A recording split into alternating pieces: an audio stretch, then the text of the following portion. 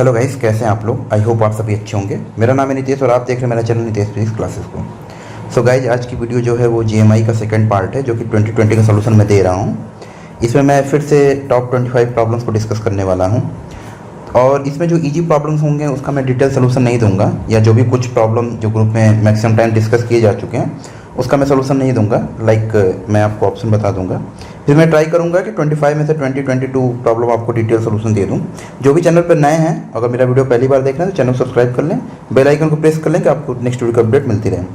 और जीएमआई का first part जो 2020 का था उसका सोल्यूशन ऑलरेडी चैनल पे अपलोडेड है, आप उसको जाके देख सकते हैं। तो यहाँ पे मैं 26 से स्टार्ट कर रहा हूँ। याद रखें ये 2020 का सोल्यूशन है एमएससी फिजिक्स का। इसमें क्या कह रहा है कि the capacitor C is fully charged up to charge Q at T equal to 0 the switch S is closed, how will the circuit behave. इसमें देखिए टी इक्वल टू 0 पे सर्किट इसको क्लोज कर दिया जा रहा है और सी जो है इंडक्टर एल से कनेक्टेड है। तो आपको पता है कि जो एंगुलर फ्रिक्वेंसी ओमेगा होगी वो किसके इक्वल होगी 1/2 पे अंडर रूट एल सी, और जो चार्ज होगा वो साइनसोइडली बिहेव करेगा। तो यहाँ पे 3-4 ऑप्शन दिए हैं। The charge on the capacitor will oscillate, obviously oscillate करेगा विद एंगुलर फ्रिक्वेंसी 1/√LC, 2 अगर हम कांस्टेंट ले लें तो। फिर कह रहे the current in the circuit will oscillate with angular frequency 1/√LC, ये भी सही है। The current and charge in the circuit will be the out of phase by π/2। देखिए एलसी सर्किट में ऐसा होता है, जो चार्ज और करेंट होती हैं वो आउट ऑफ द फेज होती हैं विद π/2 एंगल से। और नेक्स्ट ऑप्शन है ऑल ऑफ द एबव। तो यहाँ पे जो ऑप्शन डी होगा वो क्या होगा, आपका राइट ऑप्शन होगा, तो इसको टिक कर लें। नेक्स्ट चलिए चलते हैं। Resistance R and 2 capacitance C1 and C2 are connected in series, the charging time of the such a circuit. यहाँ पे क्या कह रहा है कि एक रेजिस्टेंस आर है और 2 कैपेसिटर है C1 और C2, सबको किस में कनेक्ट कर दिए, सीरीज में कनेक्ट कर दिए, तो टाइम कांस्टेंट पूछा है, चार्जिंग टाइम।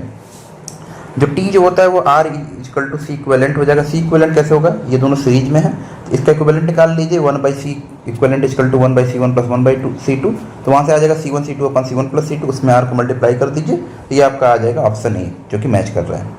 नेक्स्ट क्वेश्चन देखें। The speed of light in a non magnetic dielectric medium was found to be 1.5 × 10⁸ metre per second. The electric susceptibility of a such a medium. देखिए chi की value पूछा है और काई की value होती है एप्सिलॉन r - 1।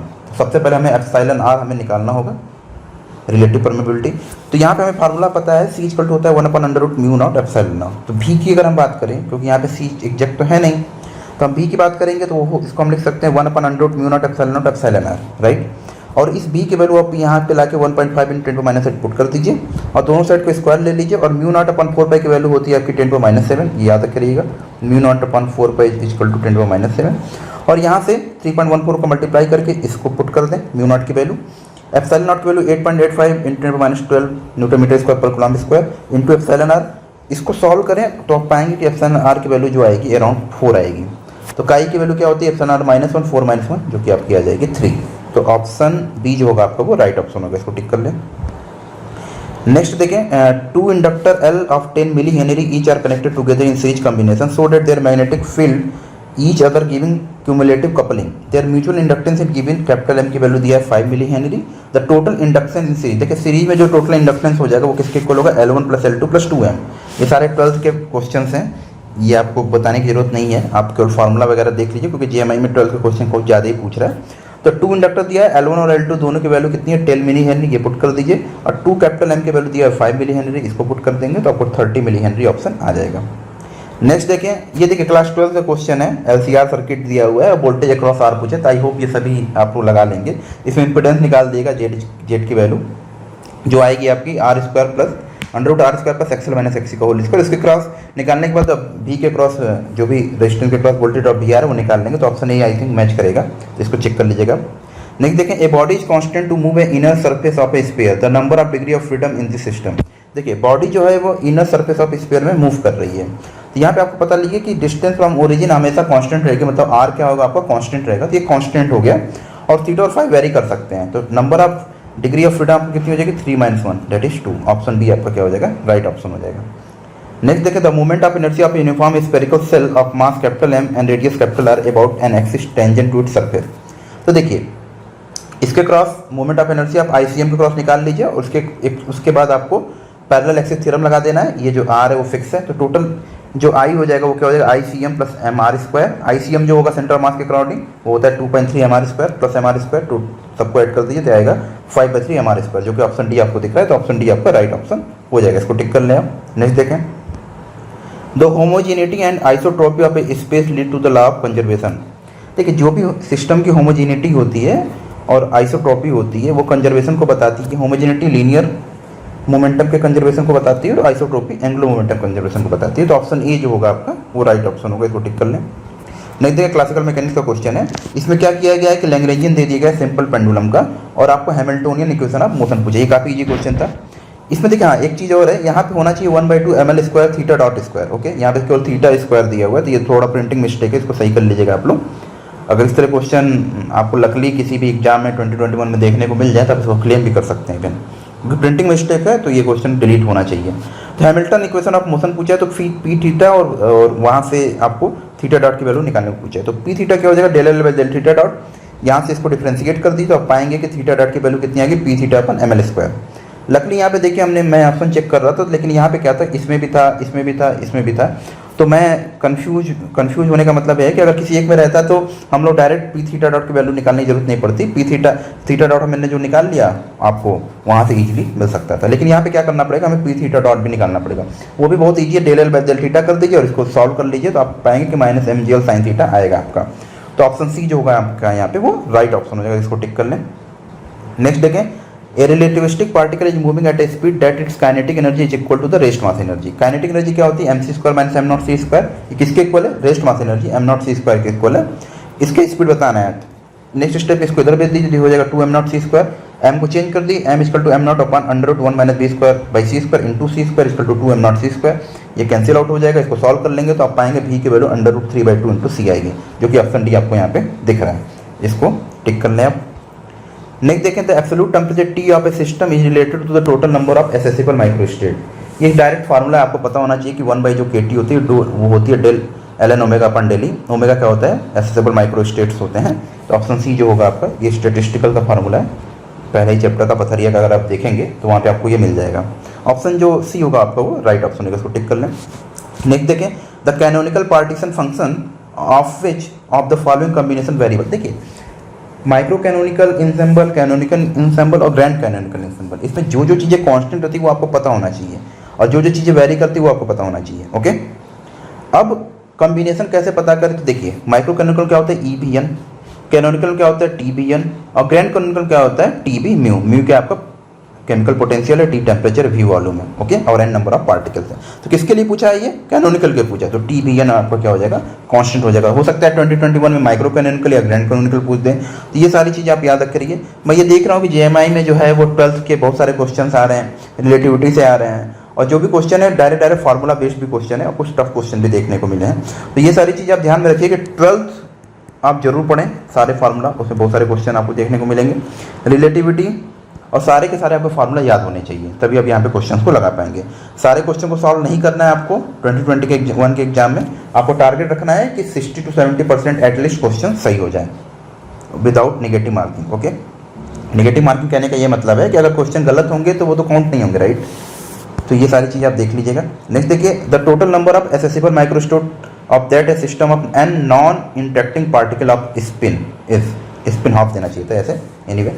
तो देखिए ये क्वेश्चन BHU में भी पूछा गया है कई बार, यहाँ पे भी पूछा गया है।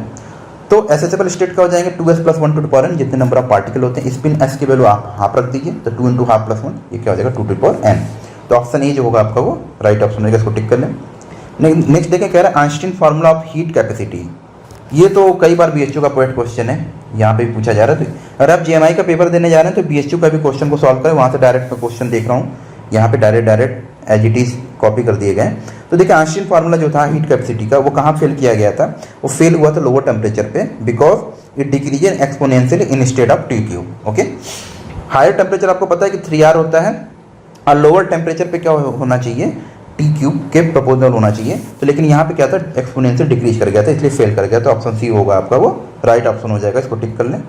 नेक्स्ट देखें, विच of the following is an example of first order phase transition. ये सारी चीज़ें आपको पता होनी चाहिए। फर्स्ट ऑर्डर फेज ट्रांजिशन क्या होता है, सेकंड ऑर्डर फेज ट्रांजिशन क्या होता है, ये सारी चीज़ें आप जरूर पढ़ लें, क्योंकि इससे भी क्वेश्चन डायरेक्ट देखने को आपको मिलेंगे। तो इसका एग्जाम्पल क्या है, liquid to gas transition near triple point. Option B जो उसको है आपको राइट ऑप्शन होगा, इसको टिक कर लें। नेक्स्ट देखिए, इस तरह के क्वेश्चन में बहुत सारे स्टूडेंट जो होते हैं बिना क्वेश्चन पढ़े डायरेक्ट ऑप्शन ए लगा देते हैं 1/2 ओमेगा बी एल स्क्वायर, शायद ओमेगा बी एल स्क्वायर। लेकिन ये देखिए, इस तरह क्वेश्चन को हमेशा ध्यान रखिए कि पढ़ना पड़ेगा। ओके, ये कह रहा है a rod of length L rotates with uniform angular velocity omega about its perpendicular bisector. Okay, a uniform magnetic field is applied parallel to the axis of rotation, the potential difference between the two ends of the rod. Okay, देखिए मान लीजिए magnetic field है आपका, यहाँ पे मैंने rod रख दिया।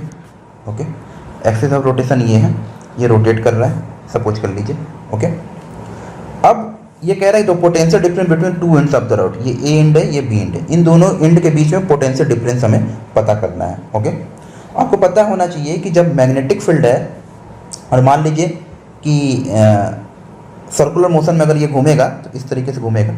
ओके, तो कितना ईएमएफ जनरेट होगा आपको पता है, ये हो जाएगा EMF equal to omega R cross B, B R omega होता है। ओके, अब अगर हम बात करें तो ये जो बाइसेक्टर है कट किए हैं, तो ये half distance O equal to हो जाएगा आपका ओ बी। तो एक ईएमएफ जनरेट करेगा इस साइड, इसको सपोज कर लीजिए ई डैश, एक ईएमएफ करेगा अपोजिट साइड, इसको सपोज कर लीजिए डबल डैश। आर यहाँ पे डिस्टेंस फिक्स है, दोनों का डायरेक्शन अपोजिट है, तो ओवरऑल देखेंगे तो ये क्या होगा, कैंसिल आउट करके जिसको जीरो कर देगा। तो ऑप्शन डी जो होगा आपका वो राइट ऑप्शन हो जाएगा, इसको टिक कर लें। ओके, और ये सारी चीज़ें गलती मत करें, ये क्वेश्चन बीएचयू में भी पूछा जा चुका है। ओके, जियो फिजिक्स में बहुत सारे क्वेश्चन जियो फिजिक्स से कॉपी किए गए यहाँ पे, तो ये सारी चीज़ों को आप याद रखें हमेशा। नेक्स्ट देखें, ये uniform plane wave propagating in Z direction in vacuum, Z direction में अगर वैक्यूम में प्रोपोगेट करे तो क्या होता है, इसमें जो ई और एच होते हैं वो क्या होते हैं, म्यूचुअली परपेंडिकुलर होते हैं along the direction of propagation. तो ई जेड और एच जेड की वैल्यू क्या हो जाएगी, जेड डायरेक्शन में वो क्या हो जाएगी, जीरो हो जाएगी। तो ऑप्शन ए जो होगा आपका राइट ऑप्शन रहेगा, इसको टिक कर लें। नेक्स्ट देखिए, द स्किन डेप्थ से पूछा है बीएचयू में, क्या पूछता है, skin depth is inversely proportional to, formula पता होना चाहिए, अंडर रूट 2 अपन म्यू सिग्मा ओमेगा। ओके, तो कह रहा है skin depth of material A at frequency 3 gigahertz is 2 micrometre, the skin depth of material B whose conductivity, यहाँ पे सिग्मा की वैल्यू 1/9 टाइम्स ग्रेटर देना है मटेरियल है, और ओमेगा की वैल्यू कितना दिया है 12 गीगाहर्ट्ज, तो कोई दिक्कत नहीं है। डेल्टा की वैल्यू आपको पता है under root 2 mu sigma omega होता है, तो डेल्टा ए अपन डेल्टा बी की वैल्यू को पुट कर दें, एक में सिग्मा की वैल्यू को 1/9 सिग्मा रख दें, और ओमेगा की वैल्यू को, जिसमें पहले वाले में आपका कितना था 3 गीगाहर्ट्ज था, तो और यहाँ पे कितना होगा 12 गीगाहर्ट्ज होगा, मतलब 4 टाइम्स ग्रेटर हो गया, तो 4 का मल्टीप्लाई करते हैं, इसको सॉल्व कर लें तो आप पाएंगे कि डेल्टा ए अपन डेल्टा बी की वैल्यू कितनी आ रही है 2/3, तो डेल्टा बी की वैल्यू कितनी आ जाएगी 3/2 डेल्टा ए, और डेल्टा ए जो का है skin depth of material A है, जिसकी वैल्यू कितनी है 2 से 2 कैंसिल आउट, तो skin depth of material B कितनी आ जाएगी 3 माइक्रोमीटर। तो यहाँ पे जो 3 माइक्रोमीटर है आप इसको सॉल्व कर लें। देखिए ये जो क्वेश्चन था, अगर आप ये सारी चीज़ें पढ़े होंगे, रेक्टेंगुलर वेवगाइड, ये सारी चीज़ें मैक्सिमम जो होती है एमएससी में पढ़ाई जाती हैं, तो इसका मैं ऑप्शन डी जो होगा ये डिटेल सॉल्व नहीं करने जा रहा हूँ, इसको चेक कर लीजिएगा। और इस तरह क्वेश्चन बीएचयू में पूछे जाते हैं, तो इसको मैं ट्राई करूँगा कि इसका एक पर्टिकुलर वीडियो बना दिया जाए जिससे आपको समझने में आसानी हो। ओके, तो अभी के लिए आप ये मान लीजिए कि अगर इसको छोड़ भी सकते हैं ड्यूरिंग एग्जाम, उस क्वेश्चन को, सारे क्वेश्चन को अटेंड करने की जरूरत नहीं होती, तो ऑप्शन डी इसका राइट ऑप्शन हो जाएगा। ये देखिए, ये जस्ट क्वेश्चन अभी ग्रुप में डिस्कस किया जा चुका है, तो इसका ऑप्शन ए जो होगा वो राइट ऑप्शन है। ट्राई कीजिए कि जो भी क्वेश्चन डिस्कस होते हैं ग्रुप में उसको फॉलो करिए। ओके, एक एक चीज़ का सलूशन देना पॉसिबल नहीं है। अगर मैं 25 प्रॉब्लम डिस्कस कर रहा हूँ तो मैं मैक्सिमम 20 से 22 प्रॉब्लम या 23 प्रॉब्लम को डिस्कस करूँगा। कुछ क्वेश्चन को मैं जानबूझ के नहीं बताता, जिससे आप क्या हो कि आप एक्टिव रहो और आप समझो चीज़ों को। ओके, ये आपके लिए बेनिफिशियल होगा, मेरे लिए नहीं होगा। ओके, नहीं देखिए, if the total energy of the particle is 4 times of rest mass energy, then the velocity of particle in terms of velocity of light C is approximately. Total energy जो mc square है आपकी कितनी है, 4 times rest mass energy है, 4m0 c square. इसको change कर लीजिए, m equal to m0 अपन under 1 - b square by C square, C square equal to 4m0 c square, m0 c square से m0 c square cancel out हो जाएगा। तो यहाँ से b square by C square की वैल्यू कितनी आ जाएगी 15/16। तो इसको जब सॉल्व करें तो b की वैल्यू अप्रॉक्सीमेटली 0.97 c के आसपास आएगी या 96 c के आसपास आएगी। तो यहाँ पे हमें कोई भी ऑप्शन ऐसा दिख नहीं रहा था, ये देखिए 2c तो हो ही नहीं सकती, c से ज़्यादा वेलोसिटी होगी नहीं, अंडर रूट 3 से, ये तो b और d ऐसे ही कैंसिल आउट हो गए, c/2 हो नहीं सकती। तो नियरेस्ट जो है ऑप्शन वो c आपको दिख रहा है, तो ऑप्शन b को यहाँ पे राइट ऑप्शन टिक कर लिया। बट अगर ये आंसर की रिलीज होती है तो इस क्वेश्चन को आप क्लेम कर सकते हैं और ये क्वेश्चन 100% डिलीट हो जाएगा। ओके, नेक्स्ट देखिए, according to the Kepler's second law of planetary motion, the line drawn from the sun to the plane swept equal area and equal time interval this due to the conservation of. देखिए Kepler के 3 law होते हैं, आपको पता ही होना चाहिए कि every planet जो होता है वो इलिप्टिकल ऑर्बिट में मूव करता रहता है, और सन जो होता है फोकाई पे होता है, और जो प्लैनेट होता है वो इक्वल टाइम इंटरवल में इक्वल एरिया क्या करता है, स्वेप्ट करता है। और जो टाइम पीरियड होता है वो क्यूब के सेमी लेटस रेक्टेंगल इसका स्क्वायर जो होता है वो directly proportional to the cube of semi latus rectangle. तो ये सारी चीज़ें आपको पता होना चाहिए। तो जो सेकंड लॉ होता है जो equal area equal time interval में स्वेप्ट करता है वो due to the conservation of angular momentum होता है। तो ऑप्शन बी जो होगा यहाँ पे आपका क्या हो जाएगा, राइट ऑप्शन हो जाएगा, इसको टिक कर लें। ये देखिए क्लास 12 का क्वेश्चन पूछा है, the mass of the earth is 81%। यहाँ पे थोड़ा सा मुझे डाउट है, एक्चुअली 81% कहने की जगह 81 टाइम्स कहना चाहिए था। ओके ये डायरेक्ट एसएल अरोरा का question I think. The distance between the centre of, देखिए इसको लगाने की जरूरत ही नहीं थी। इसमें क्या पूछा था, what is the centre of mass of the earth moon system from the centre of the earth. देखिए जो रेडियस थी आपकी वो कितनी थी, 6400 किलोमीटर। यहाँ पे अगर चीज़ को ध्यान से देखें आप तो सी उससे ज़्यादा दिया था, डी उससे ज़्यादा दिया था, जो कि पॉसिबल नहीं है। ये सारी चीज़ें आप तभी जज कर पाएंगे जब आप क्वेश्चन लगाए होंगे इस तरह के। ओके बी जो दिया तो 6400 किलोमीटर दिया था, तो मोस्ट ऑफ द केसेज में ये भी पॉसिबल नहीं है कि वही सेंटर ऑफ मास वहीं लाई करे 6400 किलोमीटर पे। ओके तो ऑप्शन ए ही जो दिख रहा था वो लेस था 4683 किलोमीटर, जो कि उससे कम होना चाहिए ऑब्वियसली। तो ऑप्शन ए यहाँ पे क्या होगा आपका, राइट ऑप्शन देगा, इसको टिक कर लें आप। ओके यहाँ पे देखिए फिर रिलेटिविटी क्वेश्चन पूछा, बहुत सारे रिलेटिविटी क्वेश्चन पूछे जा रहे हैं, तो इसको आप इग्नोर मत करें, इसको जरूर सॉल्व करके जाएं आप। करें what is the velocity at which the mass of particle is double two it's rest mass. Mass of particle कितना होना चाहिए, रेस्ट मास के इक्वल हो जाना चाहिए। क्लियर है, m किसके इक्वल होना चाहिए, 2m0 के। तो m को चेंज कर दिए, m equal to m0 under root 1 minus B square by C square equal to 2m0। m0 से m0 कैंसिल होगा, दोनों स्क्वायर कर दीजिए तो कितना आ जाएगा, ये आ जाएगा 1 minus B square by C square is equal to 1/4, या B square by C square is equal to 3/4, B is equal to under root 3/2 C. इसको सॉल्व करेंगे, अंडर रूट 3 की वैल्यू रखिए 1.732, सॉल्व करके इसको देखिए तो आप पाएंगे इसका जो एग्जैक्ट वैल्यू आ रहा है वो कितना आ रहा है आपका, ये आ रहा है ऑप्शन बी 2.6 इंटू 10⁸ मीटर पर सेकंड। इसको सॉल्व कर लीजिए। लास्ट क्वेश्चन देखिए आज की वीडियो का, ये बहुत ही अच्छा क्वेश्चन पूछा गया था। The ballistic pendulum is a device for measuring the velocity v of A bullet of mass m। कोई एक बुलेट है जिसका मास m है और एक बैलिस्टिक पेंडुलम से इसके वेलोसिटी को मेजर किया जा रहा है, तब मेजर कितना किया गया, v इसकी वेलोसिटी है। It consist of a large wooden block of mass capital M which is supported by 2 vertical cords. ये देखिए एक ये कैपिटल M का मास है, ये 2 कॉर्ड है, मान लीजिए इसकी लेंथ L है, इससे ही सपोर्टेड है, और यहाँ से स्मॉल m मास की जो बुलेट है जिसकी वेलोसिटी v है वो अप्रोच कर रही है। When the bullet is fired at the block it dislodged and the block is set to the motion reaching maximum height h। जब ये बुलेट इससे कोलाइड कर रही है, ये ब्लॉक क्या कर रहा है, ये मूव करना स्टार्ट कर रहा है और मैक्सिमम हाइट h तक जा रहा है। उस समय कॉर्ड कुछ इस तरीके से होगा और यहाँ से इसकी हाइट कितनी होगी, h होगी। विच of the following relation is appropriate for calculating the velocity of the bullet. हमें कुल मिला के वेलोसिटी ऑफ बुलेट v की वैल्यू को पता करना है। देखिए यहाँ पे 2 चीज़ें लगानी है, डर जाएंगे आप इसको क्वेश्चन को देख के, तो डरने की जरूरत नहीं थी। पहले मुझे भी बड़ा क्वेश्चन लगा, फिर मैंने ध्यान दिया, तो इसमें 2 ही चीज़ लगाना था, एक मोमेंटम लगा दीजिए अलॉन्ग एक्स एक्सिस और दूसरा एनर्जी कंजर्वेशन लगा दीजिए। तो देखिए मोमेंटम अलॉन्ग एक्स एक्सिस क्या होगा, m इंटू बी, इसके बाद क्या हो जाएगा, डिसलॉज्ड हो जा रही है, तो यहाँ पे टोटल मास कितना हो जाएगा, m प्लस स्मॉल m, और मान लीजिए कंबाइंड जो वेलोसिटी वो कैपिटल v हो जाती है। ओके तो यहाँ से वेलोसिटी ऑफ बुलेट निकाल देंगे तो कितना आ जाएगा, capital m plus small m upon small m into p, ये आपकी वेलोसिटी होगी। ये देखिए ये वाली। इसके बाद जब ये मूव कर रहा है कितने हाइट तक जा रहा है, h हाइट तक जा रहा है, तो यहाँ पे एनर्जी कंजर्वेशन लगा दीजिए, तो काइनेटिक एनर्जी कितनी हो जाएगी आपकी 1/2, टोटल मास कितना हो जाएगा m plus small m into capital v square equal to mgh, potential energy ये, तो m कितना है, m plus small m into g into h। अब देखिए इस b की वैल्यू को यहाँ पे लाके, ये जो b निकाले हैं ये वाली लाके यहाँ पे पुट कर दीजिए और इसको सॉल्व कर दीजिए। सॉल्व करने के बाद पाएंगे आप कि जो स्मॉल b की वैल्यू आ रही है वो कितनी आ रही है, capital m plus small m upon small m into under root 2gh। अब ध्यान से देखेंगे तो अंडर रूट 2gh यहाँ पे कंप्लीट आ रहा है, तो यहाँ पे नहीं आ रहा, तो ये c और d तो ऐसे ही कैंसिल आउट हो गया। ऊपर क्या आ रहा है, m plus m upon small m, right. तो स्मॉल m अगर स्मॉल m से डिवाइड करेंगे तो कितना आएगा, 1 plus capital m by small m, जो कि ऑप्शन ए आपको दिख रहा है। तो ऑप्शन ए क्या हो जाएगा आपका, राइट ऑप्शन हो जाएगा। तो इसको टिक कर लें। इस तरीके से 2020 का जो GMI का पेपर था MSc फिजिक्स स्ट्रेंथ का, उसके मैंने टॉप 50 प्रॉब्लम को सॉल्व कर दिया 2 वीडियो में। आने वाले समय में मैं ट्राई करूँगा कि जो भी रेस्ट प्रॉब्लम्स हैं उसको मैं डिस्कस करूँ। तो जो भी चैनल पर नए हैं वो क्या करें, मैं ग्रुप का लिंक दे दूंगा यहाँ पे, टेलीग्राम ग्रुप का, आप वहाँ पे ज्वाइन हो जाएं और एवरी वीक जो हम लोग टेस्ट लेते हैं उसमें आप जरूर पार्टिसिपेट करें। ये टोटली फ्री ऑफ कॉस्ट है, जिससे आपका जो अपकमिंग एंट्रेंस एग्जाम है किसी भी सेंट्रल यूनिवर्सिटी का, उसमें आपको काफ़ी बेनिफिट मिलेगा। तो फिर मिलते हैं दोस्तों किसी और दिन किसी और वीडियो के साथ। तब तक अपने घर पे रहिए, सुरक्षित रहिए और अपनी प्रिपरेशन करते रहिए। और जो भी मेरे स्टूडेंट ऑलरेडी ग्रुप में जुड़े हुए हैं, मैं आपसे रिक्वेस्ट करता हूँ कि कोई भी अपकमिंग टेस्ट को आप मिस मत करिए। Thank you so much guys.